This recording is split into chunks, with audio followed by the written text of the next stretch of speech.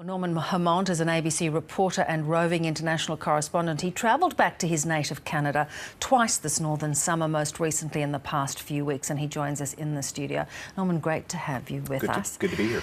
What a spectacular victory. No one really saw coming. Give us a sense of just how dramatic this victory is. It's certainly right up there with any election results in Canadian history. The late polls showed that the Liberals had pulled in front and that the lead was substantial, but no one saw a majority coming. There were lots and lots of articles about speculation about how the Liberals would maneuver to try and form a government. Would they form a formal coalition deal with a third-place party? Would it just be informal cooperation? Of course, all of that is out of the window now that they have come through with this fairly safe majority. And this kind of turnaround for a political party hasn't been seen in close to 100 years in Canada. Well, to come from third, it's really important to remember what place the Liberals were in after the last election.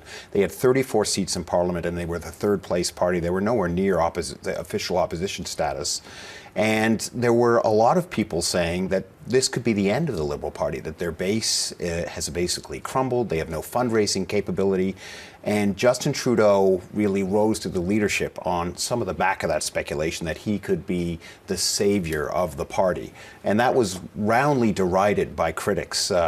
Right through this campaign. You thought he was too inexperienced? He's 43. He's the son, of course, of longtime Prime Minister Pierre Trudeau, who I heard you describe him as popular. He was popular in some parts of the country. He's a very divisive figure in Canadian politics. In Western Canada, where he wasn't nearly as popular, he's still regarded with a bit of bitterness. And in fact, in today's results, if you look closely at the map of Canada, you will see Alberta and large parts of Saskatchewan, the big resource provinces in Canada, remain almost entirely conservative blue with a few exceptions. So not universally popular. Not universally popular. And the knock on him was, look, it's his family name. It's people are getting all caught up in the star persona, and there's really nothing to him. And the Conservatives spent a huge amount of time and effort, years really, trying to convince Canadians that Justin is not ready. Stephen Harper continually referred to him by his first name. He wouldn't call him Mr. Trudeau. He referred to him as Justin, all in this attempt to try and undermine his legitimacy as a leader. And essentially, it looks like that backfired during this campaign because they set the bar so low for him. When he did relatively well in a series of debates, it really did make people reconsider, maybe Justin Trudeau is ready. Maybe I will vote for him. Let's talk about how he cut through the swathe of the Conservative Party, who had been in power for a long time and perhaps had become quite unpopular, had taken Canada to a place not many people liked. And then, of course, the New Democrats, who many thought might be the ones to turn to. How did he come through these two parties? Well, at the beginning of this campaign, it's important to remember, for weeks, the New Democrats were in the lead. And many people thought it was going to be a contest between them and the Conservatives. At some point, probably 3 or 4 weeks ago, I went to Canada about 3 weeks ago, you could sense that it was starting to shift. And I think people realized that perhaps the New Democrats, they did very well in Quebec in the last election, out of nowhere seemingly, and got a large number of seats, nearly 60 seats.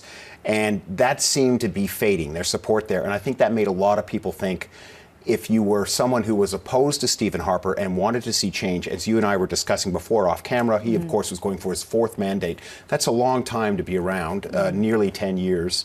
So there was a real movement for change. There were a lot of people who wanted to see Stephen Harper out of office, and they were looking for a place to go. And in the end, I think the results show the Liberals won that race for votes. They also played to what you would have thought would be divisive politics, issues around Muslim people in the community, trying to kind of alienate perhaps the more liberal side, small L liberal, from the Conservatives. That's right.